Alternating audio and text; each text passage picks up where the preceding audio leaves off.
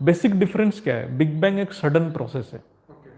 Big bang में जो science तो कह रहे हैं कि बिग बैंग हुआ हाँ, ही बिग नहीं। बैंग हुआ ही नहीं है। हाँ तो वो क्यों आया, कैसे आया, मैं थोड़ा हिस्टोरिकल बैकग्राउंड में बता देता हूँ। हाँ बिग बैंग का कॉन्सेप्ट बहुत पुराना है, हाँ आज के डेट में नहीं है, क्योंकि बिग बैंग शायद इवन 1929 उससे पहले की बात है ये। तो इवन विज्ञान में भी दो ग्रुप ऑफ साइंटिस्ट हैं। एक ग्रुप ऑफ साइंटिस्ट हैं जो बिग बैंग को मानते हैं, एक ग्रुप है बिग बैंग के अगेंस्ट में है, तो बिग बैंग को मानते नहीं है। तो जो मानते हैं उनको कुछ प्रूफ मिला, कुछ जो उन्होंने बोला कि नहीं ये यूनिवर्स, ये जो यूनिवर्स एक्सपांड कर रहा है, उसको कॉस्मिक बैकग्राउंड रेडिएशंस वगैरह मिल रहा है। लेकिन जो उनके अपोज कर रहे हैं वो भी बोल रहे हैं कि आप जो डॉक्यूमेंट के बेसिस पे बोल रहे हैं कि ये एक्सपांड कर रहा है, वो जरूरी नहीं कि उसके लिए एक्सपांड कर रहा है, उसका कारण बहुत हो सकता है। और हमारे जो ज्ञान के हिसाब से तो क्लियरली हमारे वीडियो में है कि कोई एक्सपांशन नहीं है, सबका बाउंड्री फिक्स है, सारे चीज का बाउंड्री फिक्स है। और बिग बैंग एक एक्सप्लोजन से हुआ। आप कोई चीज सोचो एक्सप्लोजन कर रहा है, मैं कॉमन सेंस से बोल रहा हूँ, कोई फटाका फोड़ दिया, कोई सर्जन होता है क्या? और बिग बैंग बिग दो दो दो चीज का टकराना, हाँ जोर से हाँ, धड़ाका। कोई भी विस्फोट विनाशकारी होता है, सर्जन कभी नहीं करता है, ये आप समझ लीजिए। सर्जन साइलेंट होता है। सर्जन साइलेंटली होता है और सिस्टमेटिकली होता है, तभी जाके सर्जन होगा। अदरवाइज आप कोई भी विस्फोट कीजिए वो अनसिस्टमेटिक है, सारे चीज को बिगाड़ देगा। जो जो भी सिस्टमेटिक है उसको अनसिस्टमेटिक कर देगा विस्फोटन, राइट। है ना। तो ये बेसिक कॉन्सेप्ट है विज्ञान की, इसलिए विज्ञान अपने राह पे है, हम अपने राह पे है। वो आज नहीं तो कल उस चीज को एक्नॉलेज करेगा, क्योंकि आज उनके पास कैमरा मिला। देखिए ये आया कैसे, जेम्स वेब टेलीस्कोप से पहले कोई बातें नहीं कर रहा था, जेम्स वेब टेलीस्कोप के बाद आया। क्यों आया? क्योंकि पहले इन्होंने क्या बताया था, 400 million years back first Galaxy बना।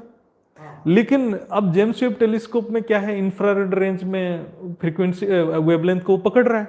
वो क्या किया, और भी पुराने गैलेक्सी को निकाला। अब उनको पता चला 200 बिलियन मिलियन साल से पहले भी गैलेक्सी है। फिर साइंटिस्ट बोले कि भाई इसका मतलब इधर बिग बैंग और पीछे हुआ होगा, या बिग बैंग हुआ ही नहीं हुआ होगा। दो ही हाँ, रास्ते हैं। तो देखो अभी डाउट तो है ना। तो ये डाउट के बेसिस, अच्छा और एक मैं छोटा सा थोड़ा साइंस के बारे में बता देता हूँ। ये जो एक्सपेंशन क्यों हो रहा है उसका कहानी मैं बताता हूँ। 1929 में जो हबल, एडविन हबल, जो जिसके नाम पे हबल टेलीस्कोप बने, साइंटिस्ट थे, उन्होंने अपने जो टेलीस्कोप में देखा कि जो डिस्टेंट गैलेक्सीज जो है, स्टार्स जो है, वहां से जो लाइट आ रहा है वो रेड कलर की लाइट आ रहा है। वो जो उसको बोलते हैं रेड शिफ्ट। इसमें क्या है, साइंस का जो बेसिक फंडामेंटल है, रेड कलर का जो वेवलेंथ है ना, उसका वेवलेंथ बहुत ज़्यादा है। कोई भी चीज़ हमसे दूर जाता है ना, उसका वेवलेंथ बढ़ जाता है, तो वो रेडिश दिखता है। और कोई भी चीज़ हमारे नज़दीक आता है तो उसका वेवलेंथ छोटा हो जाता है, वो ब्लूइश दिखता है।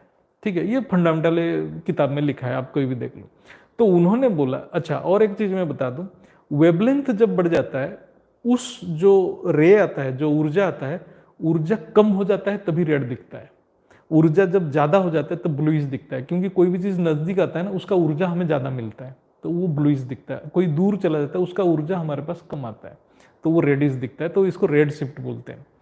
तो उन्होंने देखा हर चीज़ से रेड रेड कलर आ रहा है, तो इसलिए उन्होंने बोला अरे सब चीज़ मूव कर रहा है, सब चीज़ भाग रहे हैं, दूर भाग रहे हैं, बहुत हाई स्पीड से जा रहे हैं।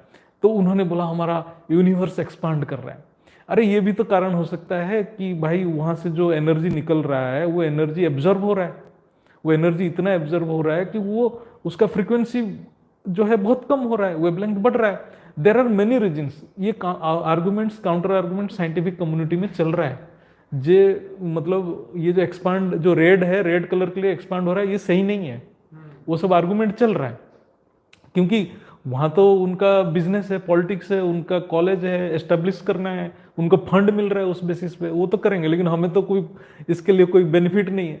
तो हमारा तो ज्ञान फिक्स है, प्योर है कि सबका बाउंड्री फिक्स है, कोई एक्सपांसन नहीं है।